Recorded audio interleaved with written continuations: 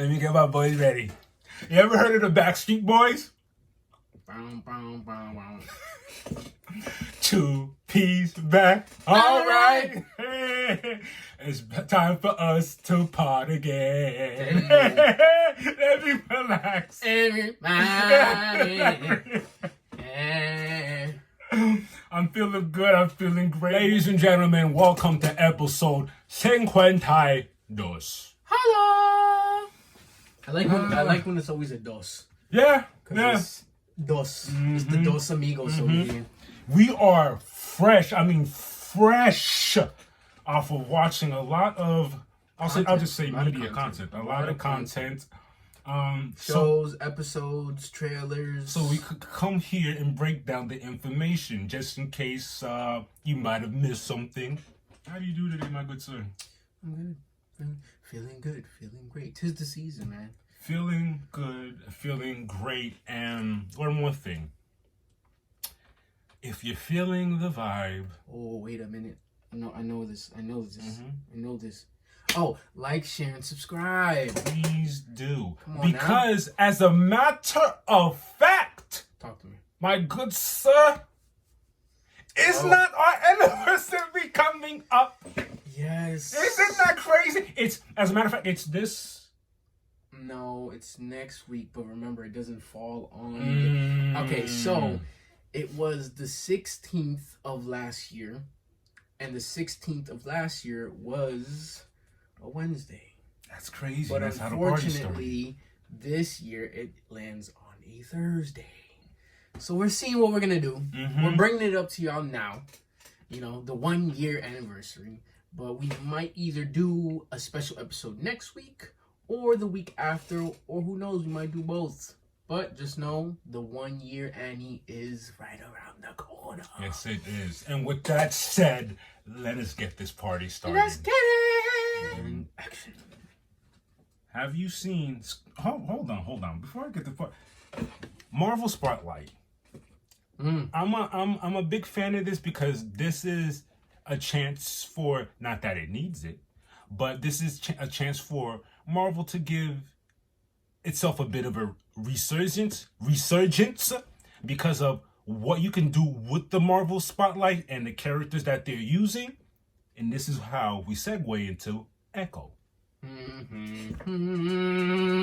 We're fresh off seeing the trailer, and I am very impressed. But this is nothing new because I've always liked Echo, the whole idea of Echo and what's going on with her since the Hawkeye, the Hawkeye show. I forgot what's the name of it. I don't want to butcher it. The Hawkeye show. It was Hawkeye. Okay, yeah. Hawkeye. But yeah, that trailer was awesome, and it opens up with Fisk's being Fisk as usual. Fisk's. Fisk's bloody fists. Right. And Vincent D'Onofrio doing his thing again with his great accent. He's a wonderful Kingpin. He is. No bad mouthing Michael Clark Duncan when he did Kingpin early in the days with what's his name? He did Batman. Ben Affleck. Yeah, you're right. Ben Affleck. Yeah, Ben Affleck. He did good too. I like that Wilson Fisk, you know. But when Vincent came through on the Netflix series of Daredevil, he popped up. It got brutal. He crushed that. He literally and physically. He literally crushed that. He literally crushed somebody. When I seen that, I was like, Lord, what is going on? He's brutal. We're getting nasty and brutal. Wow. Yep. A great depiction. But yeah, we're looking forward to that. How soon are we looking? January, they said? Yeah. No, I think it's earlier. Because initially it was supposed to be dropping sooner.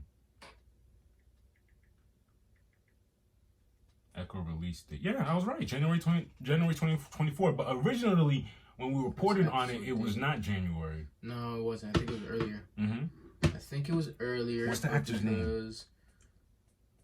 Alaqua Cox. Alaqua Cox? Alaqua Cox? She's pretty. Cox. Yeah. AKA Maya. Of course, you got Charlie.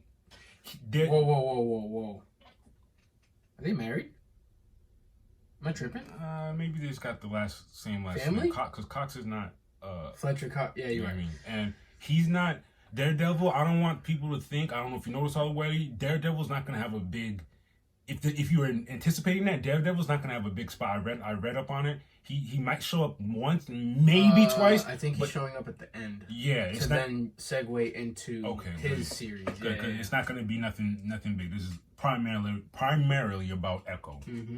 And remember, I think it's the first Disney series TVMA. Oh, that's awesome! Mm-hmm. And also the first in the lineup of this Marvel Spotlight. I'm looking forward to see where they're taking this. And also the first series to drop all episode at once. So you know me and this guy will be binge watching that day it comes out. A lot of notes will be taken. Yes. Speaking of trailers, what other trailer did we see, my good sir? Oh, coming up, I believe it's this Thursday. Actually, the private premiere is today. I saw a lot of people with their costumes, you know what I'm saying? But the Marvels premiere today, and I believe it comes out Thursday night, and officially drops everywhere Friday. Which is awesome. Okay. Yeah, I can't wait to see that. We just saw the final trailer, and it's even better than all the trailers I saw in the beginning when it was first coming out. The first trailers we've seen were a little weren't as serious. Yeah. This one gave us this is what's really about to go down. Mm-hmm. The first one we're they're still confused. Why are we zapping whenever someone uses the power? We get to the place that the other person was and zoop, zoop, zoop, zoop, zoop, zoop, zoop. Fury's over here confused as well. A lot of things going on. For some reason, I don't know where they see it, and I'm purposely staying away because I want to be surprised. For some reason, they keep saying there's going to be Easter eggs for mutants, X-Men in it, and I don't see how. You got to understand this. Remember at the end of Ms. Marvel, they mentioned that she's a mutant. Yeah, and you know something else? Nah, she's not because he wasn't born. I almost got it confused. I answered it as I was thinking about it. I was about to say, isn't Captain Marvel a mutant? Carol Danvers, but no, I was like, I forgot. She got her powers later. She wasn't born like that. Gotcha. But if you think about that, it's kind of crazy. You're a straight up human being and got powers that were so vicious. You're no longer human. It's because of that. She was with her crew, and her crew got into that. What was it? That turbulence, energy, aura, something, yeah. Of surge. They showed it in the original, the first Captain Marvel. Yeah, Captain Marvel. Yeah. But yeah, that's dope, and I really can't hate it. I really can't wait. Shout outs to all the haters. Continue your hate. I don't see what's all the gripe about, and I'm gonna say this again. It's the same thing with music, and if you do not agree with me, you're hating. There is great music you've consumed and you still love to this day, and sales meant nothing about it. I love when people are like, oh, they're not gonna smash the box office, it's not gonna be great sales. It doesn't need to be it'll be a bonus when a movie smashes the box office. Either way, a good movie's a good movie. Yeah, and you know what it is? It's like we live in a day and age where there's waves of hype, always. Mm-hmm. Always waves of hype. And, I've had this conversation with a really good friend of mine, and he keeps sending me these things because he's a big Marvel fan himself. He loves everything that he's seen. Obviously, there's some things that he critiques, and we go back and forth. But the thing is, whenever he sends me those things where, the Marvels is looking to do less than Eternals and Black Widow and yada, yada, yada, I'm like, look, I get it. None of that stuff matters. But a lot of people are just probably just shying away from superhero movies now. The real people who have been here since the beginning and actually care, because I also had a conversation with my brother Jamie. I said, did you watch WandaVision? No. But guess what he watched? He watched one of the shows? No. With Doctor Strange. Multiverse of Madness. He watched that without watching WandaVision. And I'm like, what? Didn't watch Ms. Marvel. What else did he watch? He didn't watch a couple things. A lot of. I'm sure And he didn't watch Hawkeye. I think he did.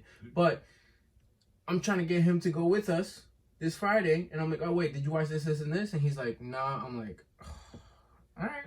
Well, if you want to come, you can come, but you will be lost. He's like, oh, I don't know, things happen. I'm just like, oh wow, but then you don't know what's really going on. So yeah, you know what I'm saying? And can't be.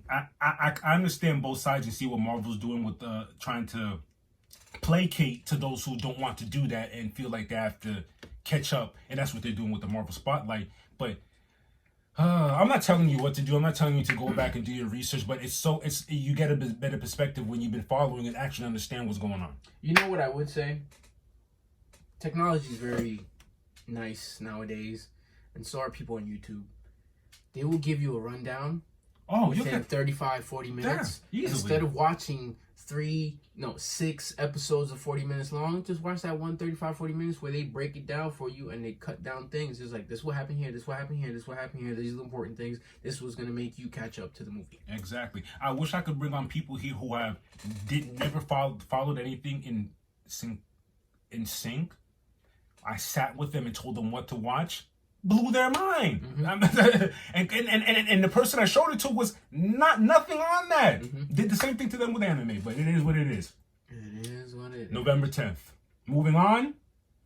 Woo! Okay, episode 5. Listen, this is another one of those where I feel like people are just not really paying attention. You're not. And listen, low-key, season 1 was amazing. Was not expecting that. Low-key, season 2 is right up there. Was not expecting that either. Some people are really irritating me, and like I said, I'm not here to argue with y'all. I like what I like. You guys obviously are bored with whatever it is. Remember, we just said it. You might be arguing with someone who missed a whole gambit of things and still doesn't even know what's going on. The thing is, this is someone who's actually been up to par, and they're just like, oh, it's very blah, it's very and I'm like, okay. Whatever, that's your opinion. I don't think so. Mm-hmm. I think since episode 1, it's been amazing. And now we're on episode 5, and we have one more episode left. Mm-hmm. And let me tell you. We do have one episode left. Episode 5 was on some stuff. The episode opens up with Loki by himself, and he's time slipping again. That was TVA? He's tweaking, yeah. He's tweaking? At the TVA? He's like, no, not again! The intro starts and then boom, we get to a person who we still know as Casey, but it ain't Casey. My boy Casey's in Alcatraz. Breaking out of prison, and it's what's the year? 1962 in San Francisco, California. Loki think it's Casey, but his name is actually Frank. And Loki's like, I don't know how I got here. And Frank's like, what are you doing? Are you man with the boat? Mm-hmm. Like, what are you doing? You ain't supposed to be here. Mm-hmm. Literally outside of Alcatraz, trying to. I'm out of here. I'm breaking out of prison. Get out of here. Oh, this is great stuff. Mm-hmm. Loki, and then when Casey, aka Frank, or Frank, aka Casey, turns his back, Loki time slips again. Starts tweaking again. We get to the next scene. It is 2012, and it is New York. Who we see is Hunter B-15, mm-hmm. but she's not in Hunter B-15 mode. She is a doctor here. A doctor, literally taking care of a child who just broke their arm from climbing a tree. Huh? What is going on? I'm so confused. And then, as she's leaving the room, Loki starts tweaking right in front of her. Time slips right in front of her. And she's like, what the hell did I just do? As soon as he time slips, he's out of there again. Out of there. Literally pops up and tweaks again. Tweaks on to the next time. Then, 2022, Cleveland, Ohio, we're introduced to Mobius, and he is a jet ski salesman. Now, when I saw this, it made me go all the way back. Oh, my God, to where he was dreaming about what happens if I was in jet skis somewhere. Not just that, to what X5 said, that comment he made about jet skis in that magazine. But you know why? Because previously he said, what happens if I have another life and I'm riding jet skis? That's why he made that tease to him. He joked about it. You know what I'm thinking? I think X5 since then was dipping and stuff. he was getting his Brad on. He knew. And that's what I'm thinking. He said that's that why jet he ski was being stuff. such a jerk. I feel like he's like, if he's not only just going back to his life, I feel like Brad was like skipping around seeing where everyone is out. Everyone else is at. You're a doctor. Because you're in jail. Because the way he said it is like, jet skis aren't calling your name. The way he said it made me think about that. I'm like, you slide up. But before we digress, he's selling jet skis. Him and Loki mingle. Loki's still trying to make sense of all of this stuff. Wow, great writing. Yeah. But then he also time slips to Obi's time. Yeah, 1994, Pasadena, California. Obi is a scientist, but he's also a science fiction writer. And we open up with him in the library. Obi's character is funny. I love him every more and more. He's buying he's buying a book. No. He's trying to buy his own book that he placed in a bookstore that they said, we don't want your book here. So he's just trying to get himself the buys. And they're like, nah, nobody wants It's like he's trying to get himself popping. He's trying to, but it is what it is. That was a funny scene. Okay, from there, Obius is a scientist, yes, but also Loki time slips dead. Were they at his home when he did that? Wherever he resides? Yes, it's not really his home. It's like his lab all the way in the middle of nowhere. Yeah. Yeah. And then Loki, out of everyone to be time slipping in front of Obi, is the best person to do the it. Man who lives in the timeline where he writes science fiction and he's a scientist. To him, he's like, yes, I believe everything you have said. Loki tries to explain him. He believes, like, without even debating any of it, Obi believes him. Then Obi tells Loki, yo, try to control it. Try to control your tweaking. Try to control your time slipping and stuff like that. And as a matter of fact, when they're talking, he's telling them about temporal aura, the whole pen thing. I need a temp pad. Gives them the because then Obi is like, how would I figure that out? He's like, I need you to make a temp pad. I love that whole sequence. And then he literally pulls out a TVA handbook. And he goes, oh, here you go. And as he does that, time slipping. I'm calling it. I know it's time slipping. I'm not calling it time slipping no more. He tweaks away. Tweaks away. That's what I'm calling it. Where does he go now? After that, he tells him blah blah blah. Oh. Doesn't he go back to Mobius? He does. Right? To his house now. Goes back to Mobius's house. Oh, he tells him. Hold on. He time slips in front of Mobius's house. He goes, oh, weren't you just in the shop? You the guy from the shop. Yeah, you forgot. I was just coming through. Mobius. What's his name? Shit, I forgot. Mobius is, his kids are acting crazy. They run off. Loki tries to get them to. They start talking about TVAs, AVTs again, and mid conversation, that's when. What a better way to convince Mobius? The portal opens. Obi walks through. Literally, the portal opens. Obi walks through. It's like, how did you make a temporal... Here's what I liked about that whole scene. He goes, 18 months passed. Where he's 19 months, because 1 month I had to chill out and move out because my wife left me. I lost my job, but I still managed to make this temp pad. That was dope to me. That's you're playing with mind time. You, it's not a temp pad like how they have it. My boy got a big old clink clunky temp pad, which is very interesting and funny. And when Moby just sees that, he fully agrees. Also with Loki telling him, your children are going to be in trouble. They'll be all right. He jumps on board. Loki gets everyone else, but guess who's the person he's missing, though?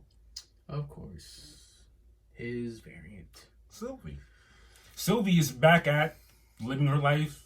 At the McDonald's shop. Remember when the scene opened, she walked up to her car. She put the bag of food on the back of her truck. When she went to go open the door, the bag disappeared. Yep.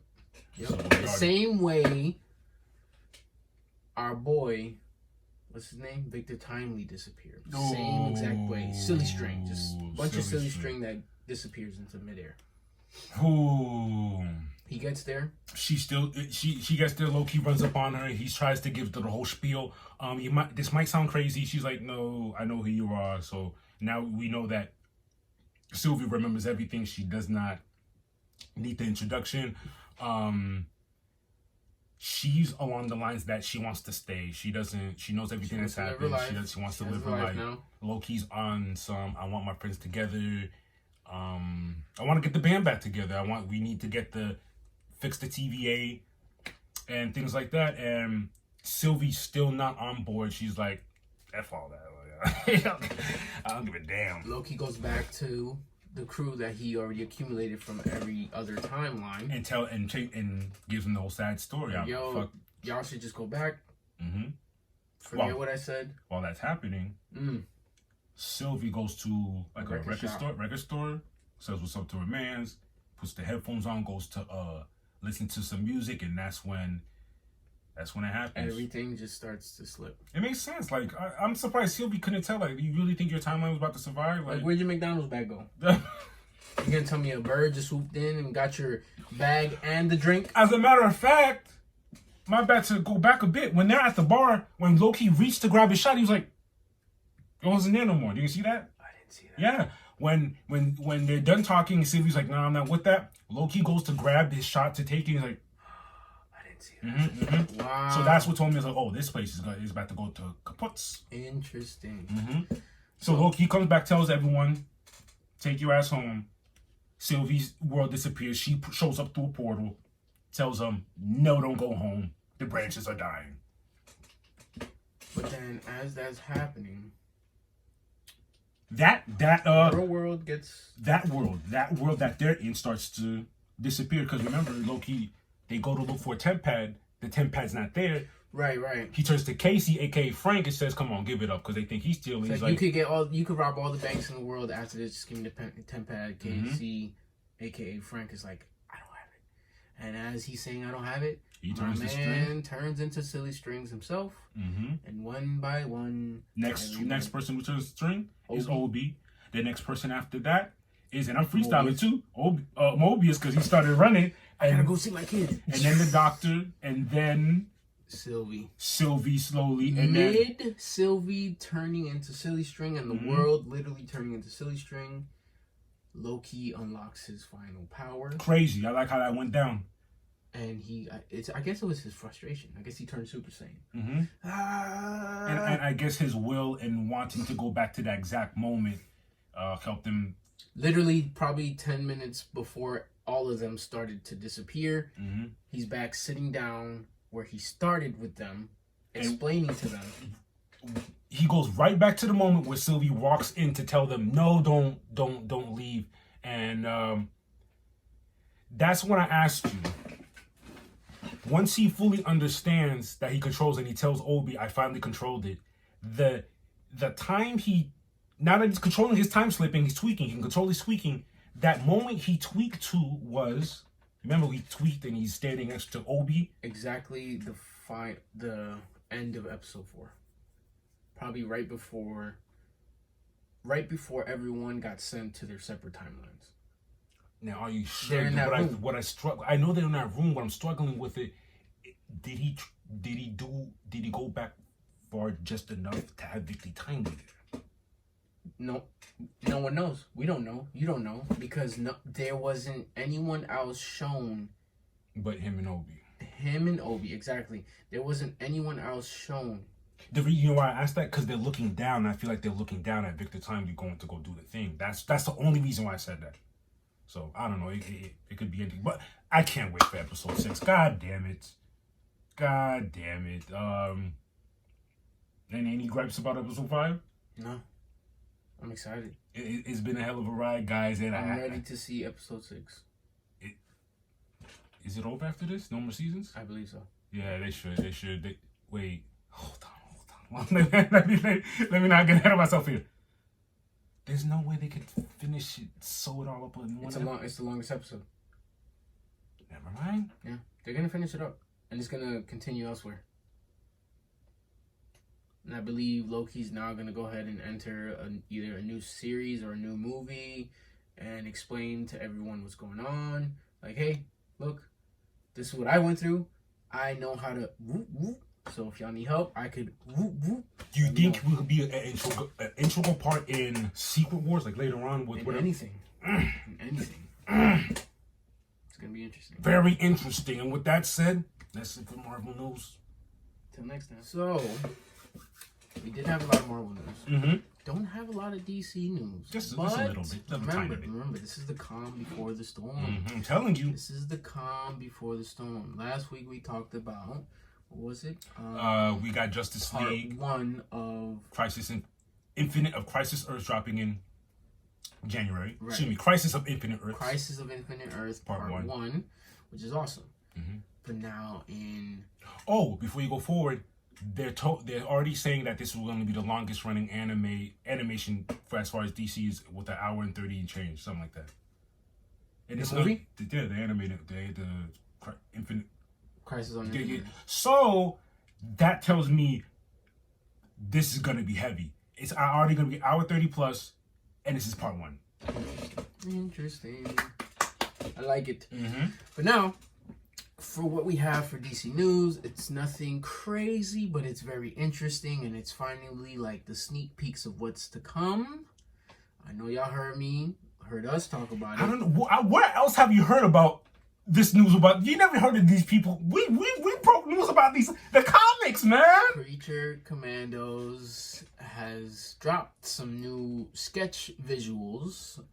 They dropped probably last week, and we'll show you right here of what we're looking at.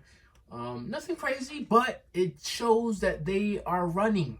They're running. They're doing what they got to. If the sketches are going, that means the writing's already down. That means the visuals are up to par. They have the whiteboard ready to go, and I'm excited because we read the comics. I read the comics. Comics are fire. It's not going to be exactly the same, but some of the characters from the comics will be in the new Creature Commandos animation series. And I'm telling you now, as soon as Creature Commandos drops, hold on to your hats, because that's when everything is gonna be shooting out of the cannon. One after another, bomb, bomb, bomb, bomb, bomb. And I'm ready. Probably what 2024, maybe 2025. They haven't really said anything, but hopefully sooner rather than later, because I need that.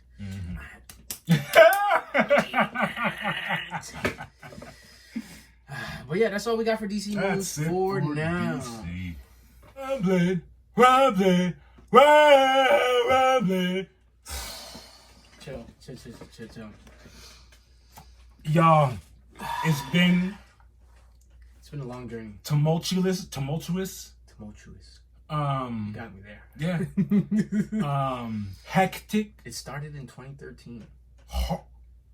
I was in Orlando at this. It's been a long ride, to say the least. 2013 was when the journey started. There was a nice little gap of nothing, probably 3, almost 2.5 years. No, I think it was longer than that. It was like 3. It was like 3 years. A very long time. 3 years. Unheard installed. Then they came back, hit us with more bangers, and slowly but surely they just kept teasing us with final part 1, final part 2, and final part, and we're finally here. It's the end. That's it. The end. Every episode you saw before that said to be continued at the very end. This one finally said the end.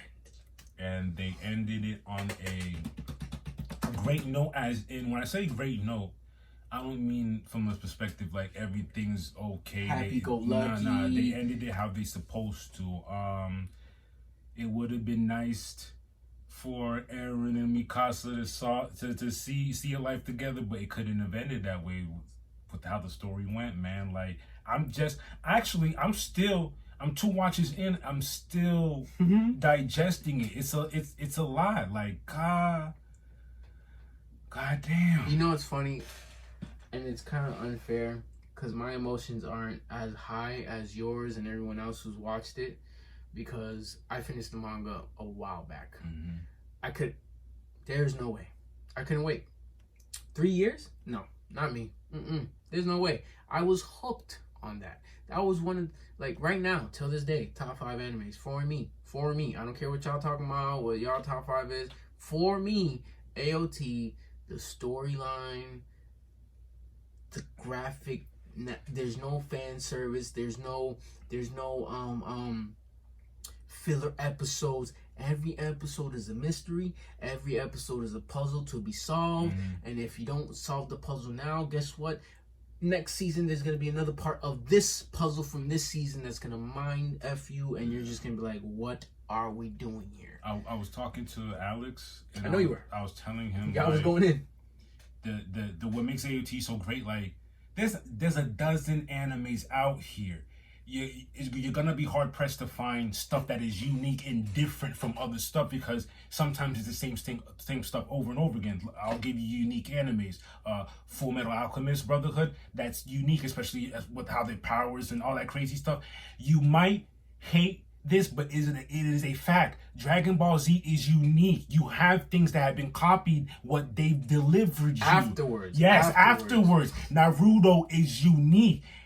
AOT is unique as like, that's, you're not beating that. Founder Titans, pastime memories, erasing memories, Titans inside of walls. You can't. Everything's a lie. Nothing's the truth. Everybody thinks they know what's going on. No one knows nothing. And as far as the episode, I struggled who I wanted to give the MVP, as far as, because there was a lot of bangeries. There was a lot of Titans fighting, and I almost, it's this full circle for me. I went from screaming out Reiner to hating Reiner's guts to having to coming to understanding why what happened, and watching Reiner fight. And can I tell you something? Without trying to give it up, because remember I read it. Mm-hmm. Every time you and Alex were like, F Reiner, till this day, I need him in the dirt. Yeah. And I'm just like, y'all don't know. Yeah. He don't. He. And that's what I'm saying. He don't want to be. You know. You ready for this? You know, when you're a gangster, like an actual gangster, and you're born into that life, mm-hmm. there's nothing you could do. Yeah. If you're born, if things. you're blood, and your homie is born into a crib, y'all got a beef for the rest of your life. And that's what I. But understood. he was born into it. It's not. He didn't choose this life. It was given to him at birth. Like, nah, my G, mm-hmm. you're gonna be this destructor of war, mm-hmm. because you're on this side. And this is the life we're gonna give you. Like, this is the life. This is what you have to do now. This is it. And that was a full circle moment for me. That's great writing. That was great writing for me. Mm-hmm. How they did that, especially for everyone. Everyone. But back to what I was saying. And full circle. Her coming back to the war on the back of Falco. Even Bertolt turning cheek last second because of Zeke helped. But that's another thing. Zeke was, like, you gotta understand, Zeke was never really, you know what I'm saying? I understood that during his speech with Armin when they're in the, what do you call that blue place? The like the void, like the sand void. The sand void. Mm-hmm. And they're sitting across each other. They're talking, and like, when at the beginning of the speech, it felt like Zeke was giving Armin game, but like Zeke came a point to the conversation where it's like, I don't even know what all this is about. I don't even know why I do this for. And then it's turned into Armin giving him game, like, nah, like, you're thinking. Armin was an integral part. He's the key piece. Armin was part of this since forever, the whole time, without even knowing, and that's what blew my mind. Mm-hmm. Poor guy was going through it since day one, but my man. This man. And Aaron just wiped his. Yeah. Sorry. Yeah. You know nothing now. Yeah. And I told you since the beginning, since we were kids, and I'm just gonna wipe it off. I like those conversations. They show. I'm not gonna lie. That shit hurt me. It did. They had a conversation when they're super jits, and they had a conversation later. All those conversations back, and then he comes back to that time, like where he's at now, Mm-hmm. to turn around and see Eren and Mikasa, like Eren's head and No. Let's not get there. Let's not get there. Let's not get there. You rushed it too far. That was too much. That's too much pain. But what I wanted to say is, when they were at that place, Armin picked up a piece of a leaf, and it reminded him of times he was happy, and he was saying that I was happy just running outside, tagging along Mikasa and Eren, and that's when Zeke realized that what that moment for him was playing ball with his mentor. And that gave him realization. He almost had an epiphany, and that's when he started helping. And then when he started talking to his yes. Then it's like, and Armin. That's why I'm saying Armin gave him game. Like, bruh, you don't have to be this way. He came to one with his pops, and he's like, now I know why you did what you did, because this was the plan the whole time. You didn't even know, you didn't even know, and I ratted you out, but it had to be that way. I had to rat my own father out. You had to get thrown over that wall. You had to go live a new life because Eren was. And all the time y'all being y'all being used as chess pieces. That was the sick part. I do like I do like that Armin broke his jaw when they're having the big talk, battle? and they're like, no, not that. When they're in the water. Yeah, when they're chilling, talking, like, Bink. For Eren to say, but I do want to live together. I do want, and he stole him. And Armin goes, I didn't even think that. I can't believe you would say something so pathetic like that. Because, and I understand what Armin meant like that. He was like, you took us all the way through this, when in fact you wanted to just chill and live. That's all he wanted. There was so much pain. But he.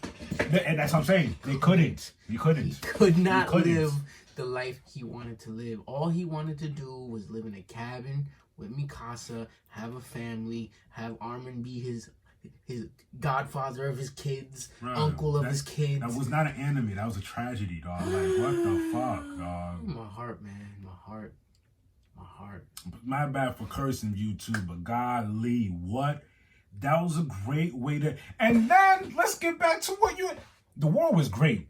Fights were great. All the Titans, the 9-generational Titans, all how that awesome stuff. Remember when Bertho came through and grabbed Rain on? Boom! Awesome stuff. When Mikasa finally, I love the build up through each season, the build up of Mikasa having to finally understand that I have to kill this man. I have to do it. I'm the one that has to do it. Great stuff. And then when she finally does it, you know, the founder was there. What hurt me was Armin, dog. Ymir? The founder, Ymir. They had the conversation. You were the one that's been in my head this whole time.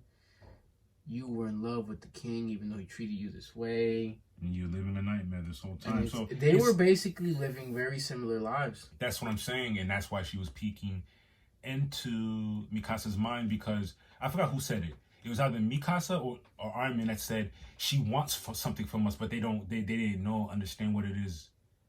She wanted something from them. She wanted to see something from them, and to me, that's what she needed to see. Even through all that BS, here you go cutting his head off. It wasn't from them. It was from her. That's the problem.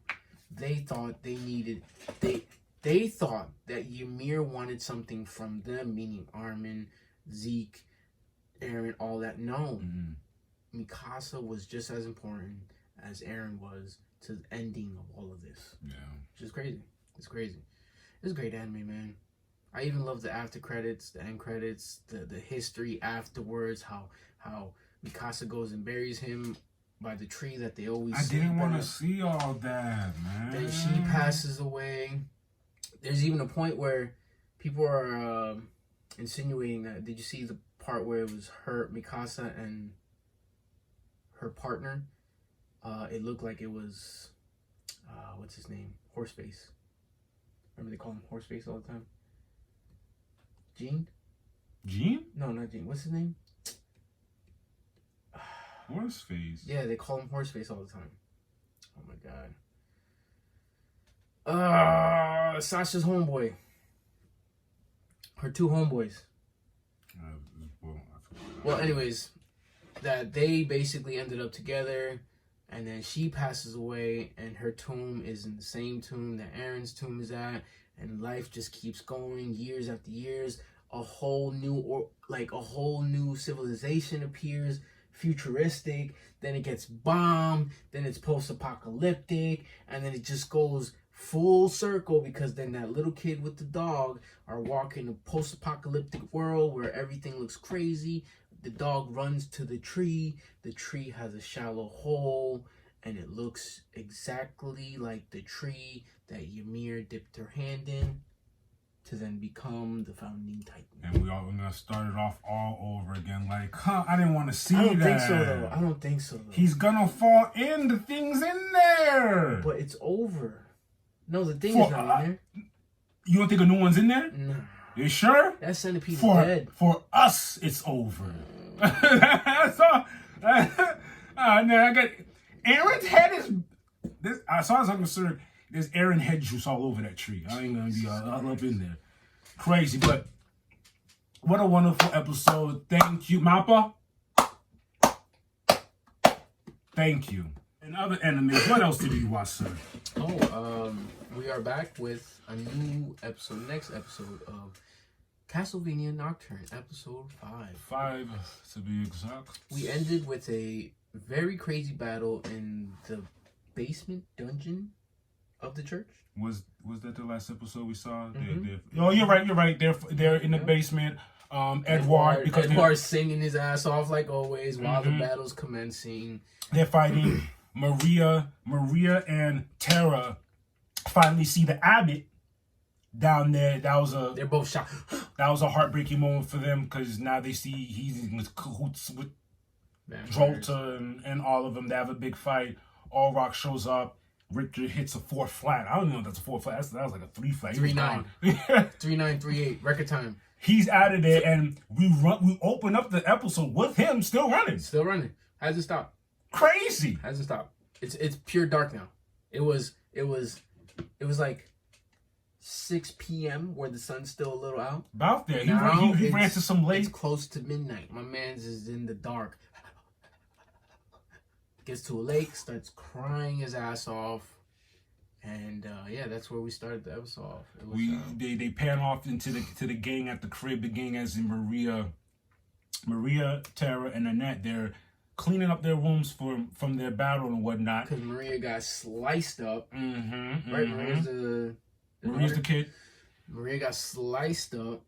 Annette's stitching her up using her magic. Says she barely's done this before, but we'll see if it works. She does a little magic, little shim shim shim. Magie gets a nice little stitch going with the magic going. At the same time, she's like, I'm out of here though. I'm going back to. They start getting to bed. She's getting ready. She's like, I'm about to go fuck shit up with or without y'all. And then they're like, nah, you're crazy. Let's at least wait for Richter. And she's like, yo, y'all still talking about Richter? My man's dipped on us. He left. What are y'all talking about? And that's when Annette goes into her whole story about how she got marked for trying to escape. Like, yo, I used to be scared of people who had Annette's story is great. That's some great writing right there. That's why I can't be mad at her. I know, I'm not. I just wanted to tone it down a bit. Don't get ahead of yourself. It's just the pain, bro. You get what I'm saying? Like the pain versus. So Richter has trauma, but Annette's trauma is just. No, that's a different trauma. That's a different. You were not only a slave master. You're a slave to vampires. That's nuts to me. That's harrowing. Yeah. Not to say Richter didn't go through nothing, but that's day in, day out. Yeah. Hell, Annette was going through. They have a burial for Marquise because you remember Marquise got his head cut off down there in dungeon by Richter. I'm glad that happened. Marquise's wife is bawling. Got his head cradled up like Aaron. Like Mikasa and Aaron. Jolta's like, I hate to think what she's going to do with that head. Like, come on. Anyways, and I don't care for sobbing, so just tell her. Yeah. Give her my condolences. I don't want to do anything with that. Annette wants to go back to save Edward, so she goes to spy on Olrox and Jolta. Jolta explained how she's disgusted having to make deals with humans, and Jolta, at the same time, Jolta's trying to get Olrox to, slide over here, pal. And Olrox is like, I know better, so I'm not with that, because while they're having their talks, mind you, Annette is spying. Jolta is trying to flex Elizabeth, the Messiah, trying to flex up how strong she is, about what she's capable of, and mind you, Orlox knows all of this. Yeah, he you know what it is? He's playing his part right now because he knows if he oversteps, it could be for him. So he's just like, he's playing coy. La-di-da, la-di-dee. He's playing coy. Whatever you guys need me to do, I'm going to do it. That's exactly what it is. I love his swag, bro. That's exactly what it is. As much as I hated it, him killing Richter's mom in the beginning, it makes sense. I came to grips with it. I hope y'all came to grips with it. Like, I get it, you're a vampire slayer and all that, but you fucked up. You fucked up. You fucked up with the wrong one. Because not every vampire is out here doing fuckery. You know what I'm saying? The vampire got to eat, yes.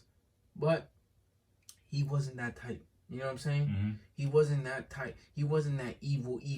And he was living his life until he was living his life.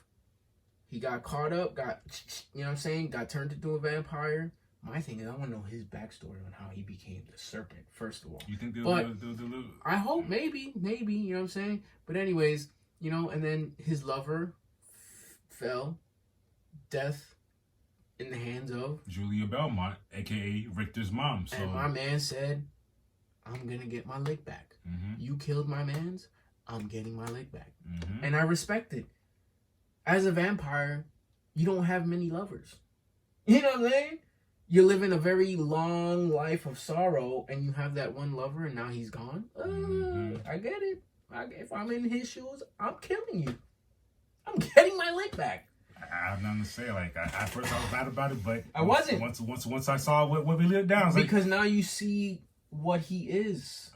He's not about that whole, let's take over the world as vampires. No. I'm actually glad he's not. You know what I'm saying? He's just trying to live his life and mind his business. You know what I'm saying? Get a couple neck sucks in, pause. You know what I'm saying? Fill up his belly when he needs to, and that's it. As Annette's spying on their conversation. And when that's over, she runs into her slave owner in the graveyard. What's his name again? That F motherfucker. Damn, I thought I wrote it. I wrote it down. It begins with a V. No, wait. You said it. I did. Verblanc. Hold on, what? Blanc is white. Right? That's what's funny. What's Verb? And he. I think Var is just. That's his. It's just his name. Sir White. Verblanc. And I like how Annette does them.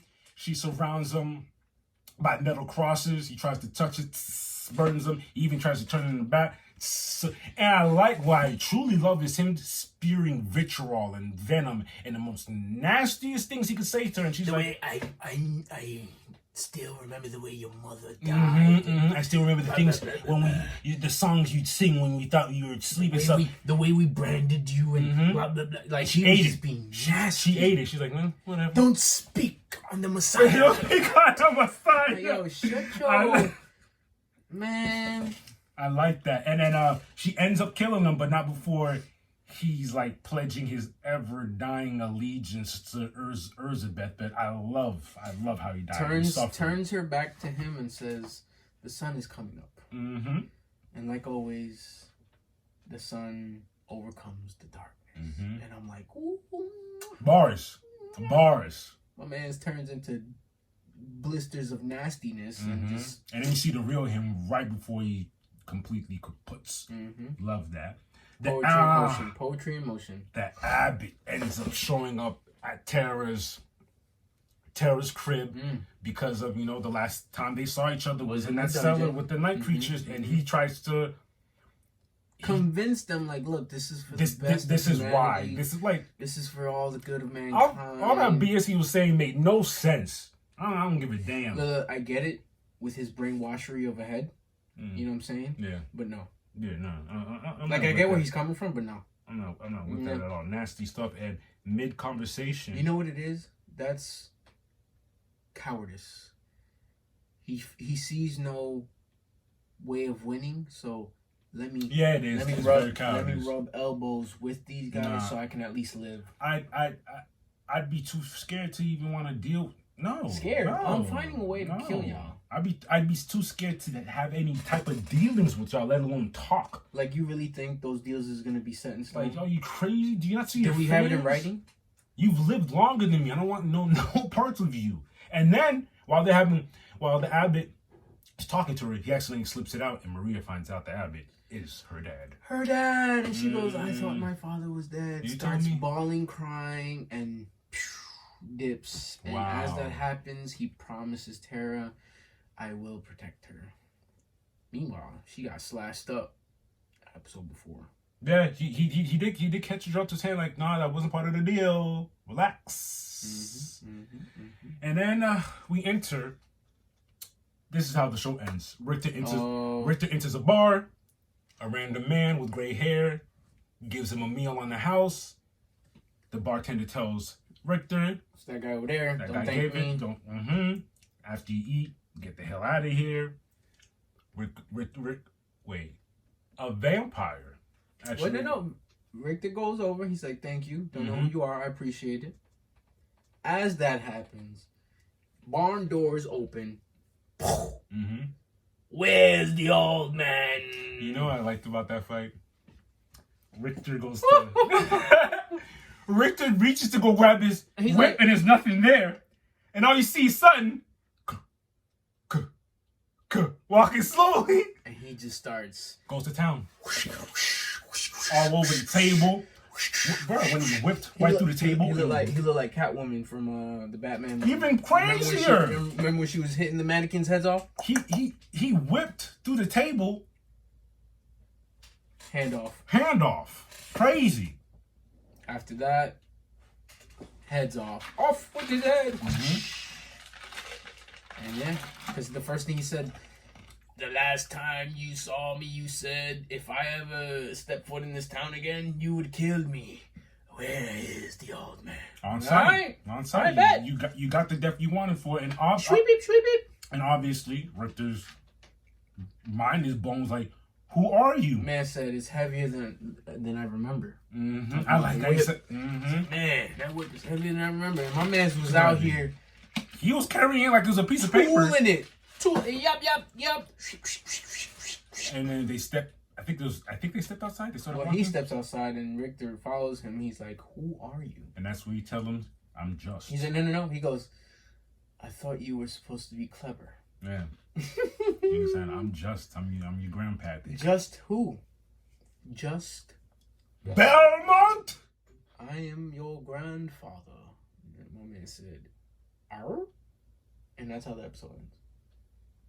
That's crazy. Yeah. Great writing. Great writing. And I think just mentioned. He mentioned Julia's name. Yes, he did. Yeah, great writing. I don't know what to tell you. We still have a few more episodes to go. Please let us know how you feel about Castlevania. Before we finish our anime talk, Netflix recently dropped an anime that look. If y'all don't know this about me right now, I watch anything and everything under the sun. Maybe not. Some things aren't for me, but when it's action, when it's mystery, sometimes even fantasy, I watch it. And I'm not a big fan of Netflix anime adaptations because a lot of times the animation isn't for me. But that's what caught my eye with this one because it gave me the 80s, 90s anime feel. The rough sketch, the fine lines, everything looks very, you know what I'm saying? Like, you can tell. You can tell. And the anime we're talking about is Pluto. We watched episode 1. Did we watch episode 2 as well? I think we did. I think so. And so far, first of all, episode 1 was a great introduction. Great introduction. it was very mysterious. And what'd you say, thriller? It was like a thriller, like thriller mystery. Yeah, it's thriller mystery. It's giving me that, and yeah. And it gave me at the very end of episode 1 that heart wrench, that heartache, where I was like, oh my God, what are we doing here? Yeah, my guy North number 2. North number 2 and Duncan with the piano scene. That whole subplot was intense for me. Mm-hmm. Because it was just a range of emotions where it was a nasty old man versus a stoic robot who doesn't want to live his war life anymore. And Duncan is just beating him. Pushing him away, man. You know? Pushing him away. And North number 2's resolved. Like, Woo! that didn't affect him, though. Woo! For him to get relieved of his duties and then go to the same spot where Duncan was born and raised to then find out exactly his background to a T. Found the old man in the town who told him the songs your moms used to sing. To then come back and tell Duncan, I found out the tune you've been humming in your sleep to complete your song. Oh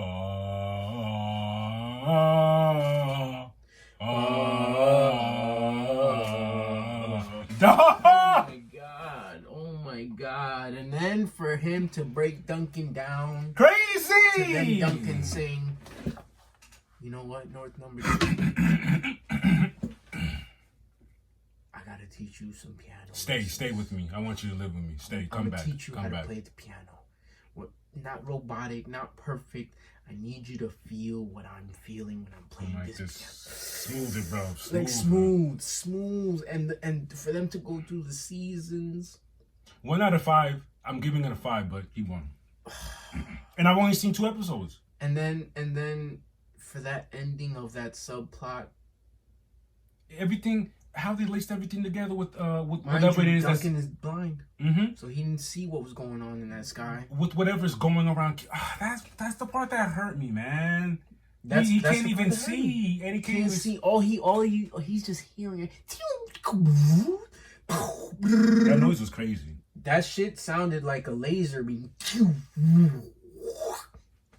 And then for Duncan in his last final, I know he was at that part where he was just beating up whatever was beating him up, and he realized, I'm about to die right now. I'm gonna die in peace, and start singing with the most emotion that Duncan himself said, North number 2, you're singing our song with such emotion. And you hear him in the sky, this oh my God, I'm getting chills. Y'all gotta watch. I'm getting chills. We can explain 1,000 million ways. You really need to see it so you could feel, not just understand, feel what we're talking about. God, that piano part, man, I have it saved on my phone. I listen to it at least once a day. I forgot his name, but even his other buddy's story was tragic with a whole bunch of kids and how he went out. Braun? Something like that. Yeah, adopted all those kids, and it gets crazy, man. Yeah, that part kind of pissed me off because he should not went dolo, but I get it. He was on a mission. I'm gonna find out. He's the strongest. He's the strongest. I got y'all. Don't worry about it. We'll continue watching it, but just know that's an anime y'all gotta watch, man. Yeah. Gotta watch. Please, at least check out the first episode. If y'all just watch the first episode and leave it like that, that's fine with me, because that's the one that hurt my heart. Yeah, for real. Hurt my heart. And we were talking about remember we were talking about how animes are unique and what's up there? That's one's up there. One. That's a very unique one. Mm-hmm. Well, yeah, that's all we got for anime news. On Monday, I felt great waking up in the morning. I felt ecstatic because I was waking up. Feeling good, feeling great. Not just feeling good, feeling great. Feeling great. How are you? I was 8-1. Oh, that's what you're talking about, buddy. Listen, before we get into things, we're making this a little trend of ours. We're gonna munch on something before we get into some Eagle news. Pause. Pause. Mm-hmm. Jesus. Shout out to Cameron and Mace. We're gonna snack on some chips. Jeez Louise. Anyways, my good sir here was the one to come about these ones. I saw these at the corner store. I said, hey, let's try these. The Wrap Snacks. What flavor is this? Icon Edition. Hold it up more. Dog. These are the OG barbecue cheddar Snoop Dogg flavored potato chips. My boy looking like a menace. He's looking like how he was in that vampire movie. I'm not sure if you remember. Yes, I do remember. But yeah, we'll go ahead and open these up, see how these are going. But you were saying you woke up feeling what? Eagles advance to 8-1, entering the bye week, and what? Yo, I don't know why the theme of these games have been dog fights. Gee golly whiz. Man, Jalen Hurts is a dog. Big dog at that. You saw my boy out here. I kept on mentioning it, but I was like, but Jalen, you're a great actor. I couldn't tell you were hurt. Playing through all your injuries like that, boy. But that game you saw it. Bro, he's Stone Cold Steve Austin with the face. Yeah, that game you saw it. I forgot when he got hit and then he was slow to get up. Yeah. The thing is, it was and you know what? These are really good, by the way. Really? Compared to what we just had last? Yeah. Okay. That was too much. Barbecue cheddar. It's exactly what it is. Barbecue cheddar. Here A little go, zesty. Here y'all go again, like Big ass chips chip. is all the way down here, like fill me up. I'm not gonna lie, these are big chips though. No. Very sweet, tangy, and a taste of cheddar. They're really good. Listen, I'm not gonna go too deep into this. A win is a win. You can say refs won us the game. You can say whatever you want. There was a lot of missed calls on both sides, and there was a lot of calls that were made on both sides. Be for real. At the end of the day, there were both 10 penalties on each side. We had 10 penalties for 90-something yards. They had 10 penalties for 80-something yards. And be for real, Dallas was frustrating us in the first half. Like, god damn, I didn't know which way we was going with it. And then my thing is, back to Jalen being a dog, that play specifically where he gets hit below the knee, it's amazing to me how a lot of Cowboy fans and analysts want to talk about the few plays that were inches. First of all, Dak did step out on that 2-point conversion. That was clear as day. That was clear as day. No one's complaining about that. I've seen some ones that were razor thin where you could debate. That one, nah, stop. That one's clear as day. Now, catch by the tight end where Reed Blankenship stopped him, knees down. You talking about the knees down. That was also clear as day. We're not gonna rewrite the rules here. Okay. Knees down. That's where the ball is spotted. Point blank. Period.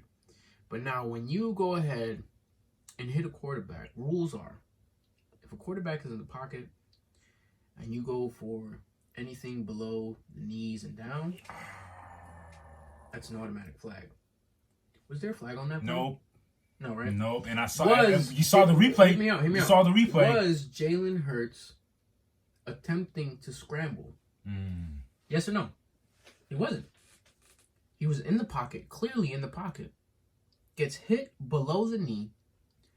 As he's getting hit below the knee, he backs up and gets sacked by Micah Parsons, falls down to the ground, clearly is in agonizing pain. Slow to get up. And he's been hurting from that same knee for weeks now. No flag on that play. What are we talking about here? Okay? The Cowboys played a very well, if not one of their greatest games of the season, offensively. I mean, look at the score. In the first half, they had our number. In the second half, they only scored 6 points. Our defense was looking very sus. Not gonna lie. I'm not even going to go ahead and say the whole excuse of CeeDee Lamb was playing in the slot and our rookie cornerback and our rookie safety was covering him almost half the game. I'm not trying to make excuses. Lamb was wilding. It is what it is. Lamb was wilding. He played like the all-pro wide receiver that he is. Mm-hmm. That was on our mistake for having a rookie cornerback, rookie safety covering him and not adjusting till the end of the game. Until Darius Slay himself, Slay. I know you don't like being called D Slay. Slay had to say, I want 8-8. I have a soundbite for you. Please get that to me. I want 8-8 for the end of this game. One thing is, Slay, I need you to speak up faster. I'm not even gonna lie. I know you have to respect coaches, but if you feel like, yo, I don't care where he's lined up, slot, outside, inside. I don't care if he's in the backfield. 8-8 is me. Mm-hmm. Do it, bruh. Do it. Okay? Because you saw what happened when you asked. Close enough to get fed. Phenomenal game on offense. Okay? Second half, you guys only scored 6 points. At the very, very end, our defensive line showed up. We were always in the backfield. We got pressure. We just couldn't finish.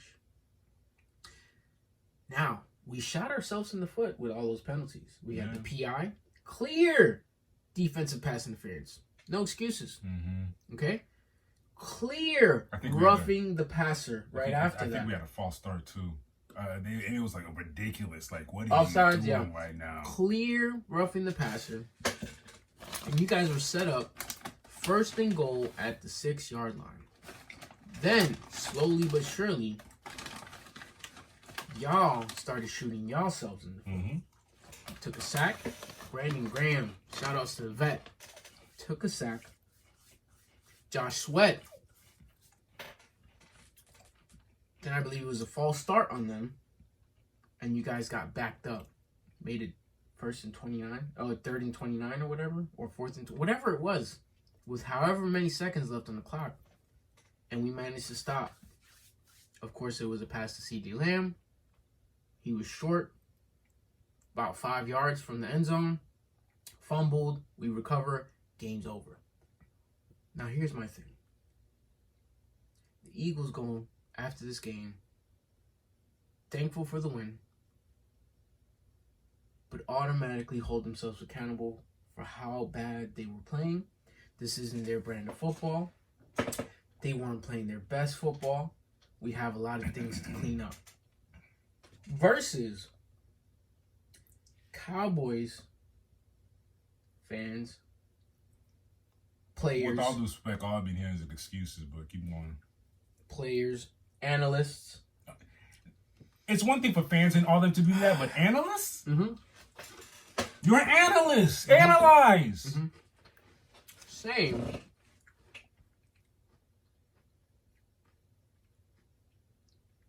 They're happy with that game. They should have won. They're happy with the result. They're happy with the way they played. Now, let's quote my boy Jalen Hurts. Keep the main thing the main thing. Throw stats out of the window. What is the point of playing the game? To win, baby. Okay. Who won the game? The Eagles. So what are we talking about at the end of the day? Look, we faced y'all one more time this year. We're going to see what's going to happen. And I'll even placate. Stats are cool. That's cool. You know what I'm saying? But at the end of the day, we won. Keep the main thing the main thing. We got to win. We're 8-1. Going into a bye, a much-needed bye. Mm-hmm. Oh. We did lose Dallas Goedert. Yeah. As soon as you said a much-needed bye, that's the first person I thought about. Fractured forearm. He's probably not going to go on IR because it's a 4 to 5 week timetable. So this week won't count towards that. After that, it'll be 3 weeks. We'll have to figure out who it is we're going to go ahead to have step up for Goddard. Mm-hmm. We get a lot of players back. Bradley Roby comes back for the slot. No hate towards Eli Ricks. You did what you did. I liked that that was the test that you had to go through as a rookie. And I like how you responded. There's a lot of things I have to clean up. It was messy, but no, I will learn from this and I will work harder. I like that. No excuses. There's no excuses. He knows that he was on CD the whole game and he got cooked. He did. He got cooked. He got cooked. But the response from the team is what I like. We won, and it still feels, the way they're talking is as if we lost. Yeah. There's things we need to clean up. We have to do better as a team. This isn't our best brand of football. We're going to get better. Jalen Hurts is going to be able to rest up this bye week. A lot of people who have been banged up get to rest. And hopefully we figure things out. I need Kevin Byard to get more acclimated with the secondary. I need the secondary to be better communication. I personally need, and he finally, after me bugging for a few games, I need Zacchaeus to believe in himself more. You're here for a reason. You're not here out here on the field for no reason. You showed me. Remember Jay? Shout out to Jay. I said, Jay, show me that you matter. Yep, show me that you matter. And he came through with a crucial play in the first quarter. Yeah. I need more of that from you. You know what it is though? The wide receiver room is pretty stacked. You have AJ Brown, Devontae Smith, and Julio Jones. And I hear that. And all I'm saying is, I don't want to get to a point where bad things happen and all we got is we have to depend on the Zacchaeus. I want to know that we can depend on the Zacchaeus. I like that. As far as tight end, we did pick up, his name is O B or something like that. Big O. Dude's a monster. He's like 6'6", tall as hell. He's fast. That's always got it. Something like 6'2", 6'3". Yeah. That's crazy. He's been on the roster. He's been fourth in the depth chart because he has to get acclimated. Because we got him a little mid-season-ish. And now with this bye week, I hope we get to see him more, get him more reps. Because the fact that we don't have Goddard is very big. Calcaterra does have issues with concussions. Stoll, he's a good, serviceable tight end. But we run 2 tight end sets a lot. And I need that to be a thing. And it's not that we don't want to harp too much on the team. It's also the coordinators and syncing. Remember, we got new guys on deck. So the more we play, the more we'll be able to get the kinks out. Facts. After the bye week, these next few games are very important. It's very important for seeding. You ready? We are getting our Super Bowl rematch with the Chiefs at Arrowhead Stadium. Andy Reid has been undefeated against the Eagles ever since joining the Chiefs, and I hope we can turn that around. We will turn that around.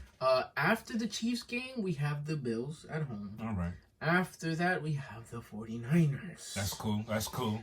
We did Niners. Yeah, we did. But their it's a new excuse season. was that their quarterback got injured. It would have been a different game. You know, a lot of chip chap. So that's why these games are very important. And after the 49ers game, we get our rematch against the Cowboys. So we will see. We will head down to Dallas and see what all the talking's about. It's very important that we win some of these games. We will. Because seeding is important, especially this year. I think seeding is very important. If we get the number 1 seed, we get that bye week. Having that bye week is so important, in my opinion, because 1 week for Jalen Hurts right now, I don't think is enough. So hopefully we can win a lot of these games. Hopefully sit him at the end of the year and get that number 1 seed. And hopefully have him rest enough to where his knee is back to at least 80-85%. So for now, we have a free week of stress-free football. Thank God. After that, we will come back at y'all with the Chiefs game at Arrowhead Stadium for our Super Bowl rematch. And that's all we got for Eagles news. Fly, Eagles, fly. This is definitely way better. This garlic and onions smacking me in my face. If I had to eat this, let me use a Publix for subs. I definitely eat that with a chicken tender sub. I'm weird. I'd eat this with a roast beef sandwich. That would work too.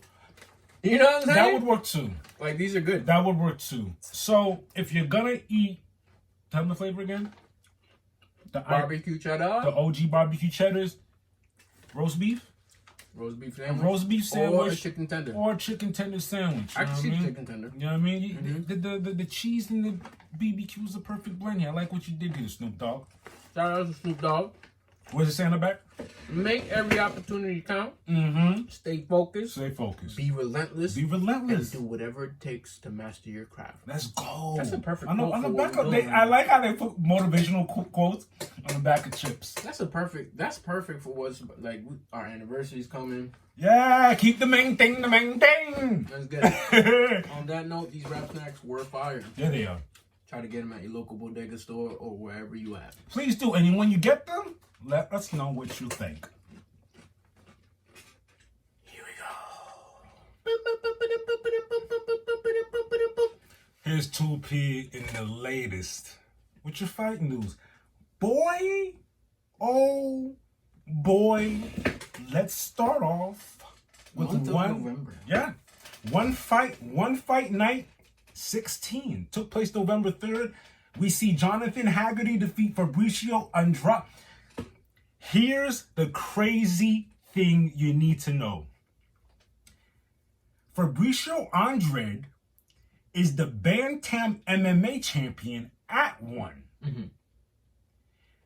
He got KO'd by Jonathan Haggerty round 2 for the vacant Bantamweight kickboxing title. I'm not done. Haggerty is now a 2-sport champion because he's also the Bantam Muay Thai champion at 1. What are we doing here? Mm-hmm. He said, I'm gonna do 2 sports and I'm gonna dominate both. Golly. And he did it in a crazy, amazing fashion. KO round 2. Put the pause on that boy. He did. It wasn't looking too good for the other buddy. Mm-hmm. November 4th, BKFC held it down in Thailand where we saw Bakar defeat Sanchi via split, unanimous decision. I don't know, I was about to say. Read that score? 49-46, 50-46, 48-47. Somebody paid that guy. Yeah, you're... How everybody else say it's a wipeout and you talking about it's a 1 point. Yeah. Bakar climbs to 2-0 under the BKFC banner in the first ever bare knuckle Thai fight. I hope they do more. If you're not familiar with Bakar, you can look at him as the Michael Jordan of Muay Thai. With a record of 240 and 24 losses. The 24 losses don't even matter anymore, do they? And 14 ties? No decisions? No contests? Probably, yeah, 245 things happen. First of all... With 70 knockouts and multiple titles. Don't sleep on Sanchi, though. Sanchi is a 6-time national champion with over 300 victories. Yo, yeah. I mean, 278 fights? You're not human. But that means you know how they do over there in Thailand. You've been fighting since like you're 10 years old. Yeah, but that's still wild. Mm-hmm. Over at LFA 171, this took place November 3rd. We see Hugo Cunha defeat Eduardo Neves via arm triangle choke, round 2. Crazy. Impressive too because Neves was putting the paws on him. Neves opened it up, bang, bang, bang, bang, giving him hands, but that uppercut. It's not how, angle. It's not how you start. It's how you finish. Mm-hmm. Hugo came back with a nice tight arm triangle choke to clutch the win. Mm-hmm. Over at CFFC 127, that also took place November 3rd. I did my research this week and a lot of bangeries went down. Anyways, Fatima Klein defeats Sarah Kova via ground and pound round 1, moving her record up to 5-0. She is undefeated and everyone's already clamoring she needs to go to the UFC. That might be a good look. That's awesome because she won the brakes. She beat the brakes. She won the flyweight championship with that one. Nice. Mm-hmm. We get to Saturday where UFC Fight Night, Gelton Almeida defeats Derek Lewis. Hey, it was lackluster. It is what it is. You can't expect every fight to be a barn burner, but like I don't know what's going on with Derek Lewis. At one point, he won the last fight. He did, but with the he did with the Hail Mary knee. But like my thing is that I'm not taking anything away from what's his name? Almeida. Almeida.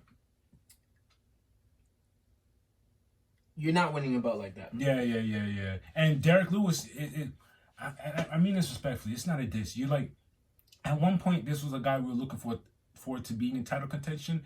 Now, I don't know. The landscape got to change for Derek Lewis to even be up there, because if your weakness is wrestling, what do you think these other guys are going to do to you? They're just going to wrestle you and get out of here. No one's going to stand and bang with you, Look, Derek you've been Lewis. in great shape. Let's start wrestling. Mm-hmm. We know you got paws. Apparently, you got knees in the tuck. Because to me, when you're just laying there, not shrimping, not bucking, just 21 minutes and 10 seconds of time control, Derek. You let that man get that on you. Horrible. Golly. At Octagon 48, it took place November 1st. They debuted in the UK. We see Elias Garcia defeat Aaron Abbey via doctor stoppage for the vacant flyweight title. That cut was nasty, my boy. At Polaris 26, this took place November 4th. We see Craig Jones defeat Gerald Mearshart via very tight rear naked choke. My man's with the Bulls outfit. He look like he played for the Bulls. He look like he could be on the Bulls roster. At Karate Combat 42 took place in the Dominican Republic. We see Luis Rocha defeat Edgar Scriffers. If you don't know, this is their third bangery. They're each 1-1, with Luis winning their third fight. So now he's 2-1? Yes, sir. Nice. And he retains his lightweight title over that case. That boy after Combat. The fight was like, que okay.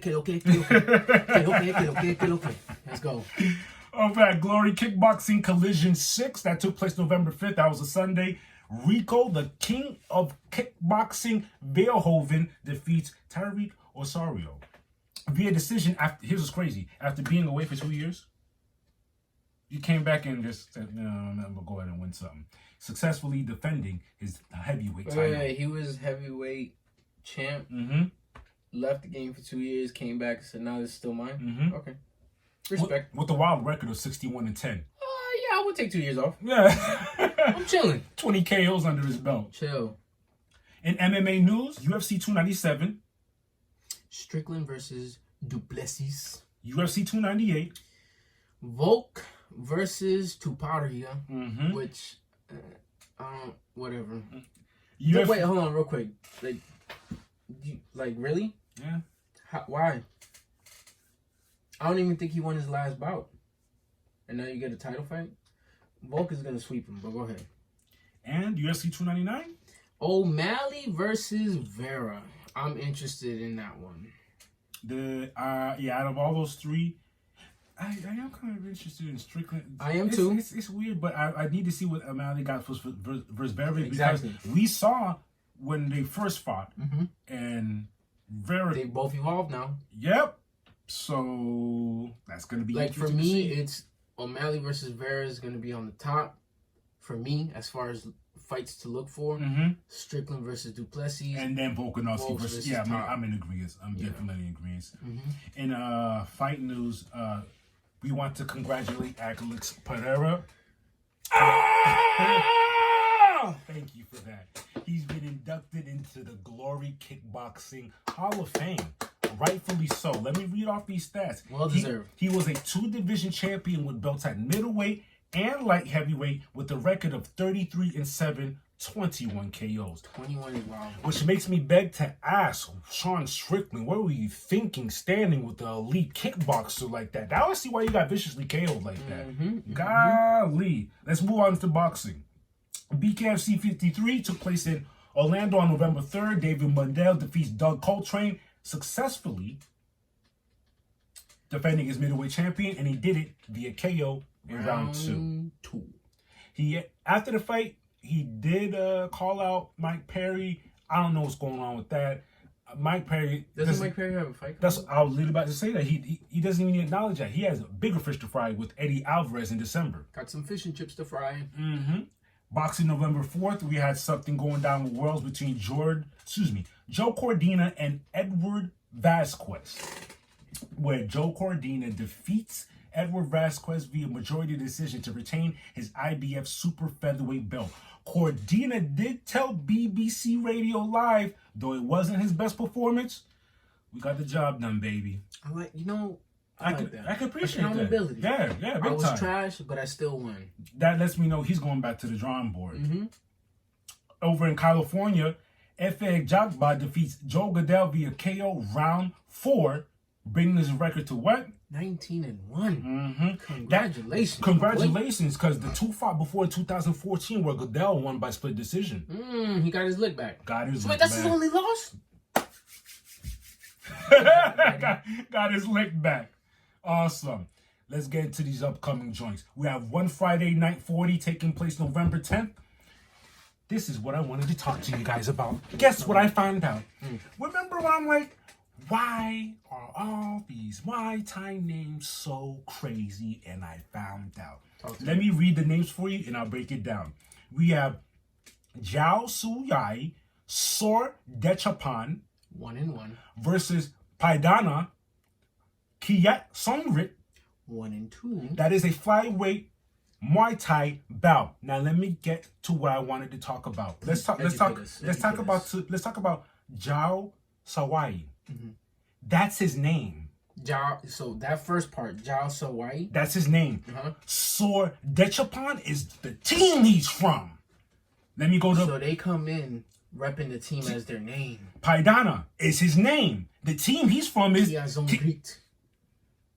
And that's why sometimes you'll see names are the same names. That's why we be so confused. Like, are they brothers? What's going on? Are they related? And sometimes you see letters next to each other that does. How do you even pronounce this? That's the name of the team camp that they're fighting over. I like that. And that was interesting to find out.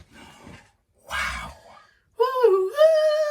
This Saturday. UFC 295 takes place Saturday. That is November 11th. We got Jiri. Pro Chaska. 29-3. Impressive record. He was funny. Jiri used to do his thing at Glory too. Versus Alex Pereira. 8-2. For the vacant light heavyweight title. I'm gonna go ahead and make my prediction now. I'm always gonna ride with Alex. Yeah. Again, Jiri's not no slouch. Nah, it's gonna be interesting to watch because matter of fact, I'll do that. I'm gonna load clips of both Jiri style. I want you to get used to what he does, because what he does is very unique.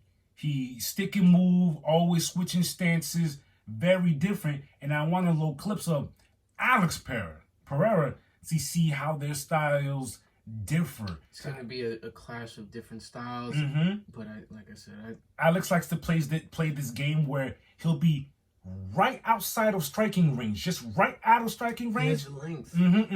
And he'll pop in range, catch a 1-2, pop, get right back out. Does a lot of hand fighting. Jiri does do a lot of hand fighting, but that's gonna leave him very susceptible for Alex to come over at a type. Alex is a very dangerous striker, so it's gonna be interesting to watch. I just hope he learned his lesson. I'm sure he did, don't especially fall for the possum. Not only that, I'd like to think they're very intelligent. As far as scouting for this fight, Glover Teixeira already fought Jiri. Glover trains with Alex. I'm sure they're in there doing the math. They need to be. What else is upcoming here? Let me see. Cage Warriors 163 in London. We also have on Saturday. Yes, sir. We have Emil Brown 6-2 versus Giannis Bachar 8-2 for the vacant welterweight title. A lot of titles is vacant. What's going on here? About to be taken. Wow. About to be snatched up. In boxing, we're going over there to Newcastle, November 11th. Where's that? Newcastle? England. Oh, London blokes, eh? November 11th, we have Shabazz Musaad. 11-0, undefeated, eh? Versus Jose San Martin. Lord, 34-7. Crazy. 10 rounds for the WBA Intercontinental Super Bantamweight title. That's too much. But, yeah. Let's hop in our 6'4" and head over to Long Beach, California. We got a title fight between Irma Garcia, 22-5, crazy, versus Stephanie Silva, 8-0 for the vacant IBF Women's Junior Bantamweight title. It's a lot of vacant titles. A lot of vacants. That's 3, no? Now we're gonna head over to Santa Fe over there in Argentina. We all around The the world. world. Let's go. We got Anahi Esther Sanchez 22-6 versus Marissa Joanna Portillo. This is a crazy record, 19-17. You get what I'm saying? It's a lot of fights, but you're just over 500. That's 10 rounds for the junior welterweights. I used to train, and if you're not familiar here, I have a background in fighting, and I used to train with a lot of guys. You're gonna run into the guys with a lot of very records, and I ran into these type of guys. 19-17. With 1917s, they're always taking a fight. They say no. They always because that to get that amount, you're always taking, and I don't know what's going on with you though. But the problem, and it could be a financial thing. I don't want to be disrespectful to Joanna, but the guys that usually have records like this, they're not the best. They're just, you know what it is? You almost want to say they're not the best, but they got heart and they're ready to fight. That's if there was a stat. It's just a video game and it had stats. Heart is on 100. Hey, Joanna, we need somebody to fight this weekend. Sign me up. You're not gonna knock them out. They're gonna go to Steve. But the thing is, with these guys, it's like you always want to say like, hey, you want to go find another career? You want to go do something else, get into training? Yeah, some warriors just don't want to give up, man. Yeah. But as far as not for all of November, but upcoming this weekend, those are your fights. That's what we got going on. Till next time. Being that the Marvels comes out this Friday? Yes, sir. Yeah. November 10th. Yeah, I think it's time for us to take off into space like they do. Because time flies. Time does fly. Time flies when you're having fun. Before we fly out of here, just a quick reminder. If you're feeling the vibe. Wait a minute. I don't know if I'm having any. Oh, like, share, and subscribe. Please. Come on now. My name's Platini. And my name's Black. And this was episode 52. 52.